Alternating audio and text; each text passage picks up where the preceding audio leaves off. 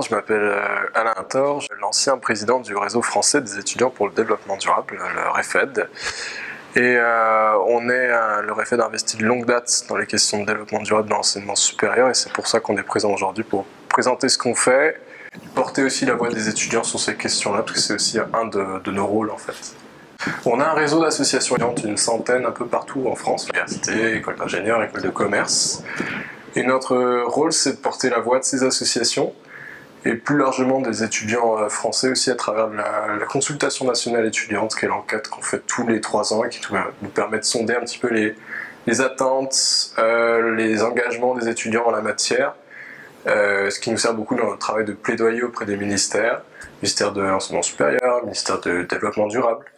et d'autres acteurs comme la conférence des présidents d'université, la CPU, ou la conférence des grandes écoles, la CGE, tout ça pour faire évoluer l'enseignement supérieur et pour qu'il y ait de plus en plus de développement durable,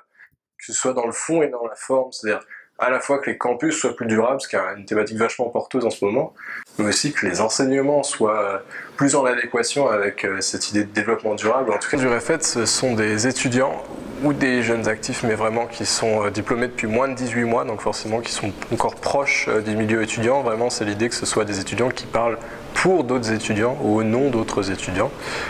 On est les étudiants qui sont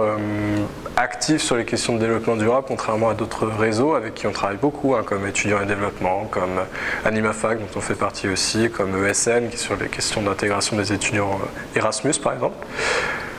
Nous, ça va être des questions de développement durable, et plus précisément, dans les thématiques qu'on traite, ça va être des questions d'alimentation, d'événementiel responsable, d'énergie, de mobilité et de changement climatique, où on est très impliqué au niveau national et même international, puisqu'on est dans le processus des COP climat. On sera évidemment présent à la COP 21, parce qu'on organise aussi l'événement Jeunes, la COI 11, qui est l'événement par les jeunes, pour parler de changement climatique, à la veille de l'ouverture de la COP 21, du 26 au 28, donc on sera bien présent là-dessus. On peut s'engager au REFED de différentes manières, soit on est impliqué dans une association de membres, et là on agit concrètement sur le terrain dans son campus ou en dehors du campus. Il y a beaucoup d'associations qui agissent aussi en dehors des campus, c'est intéressant.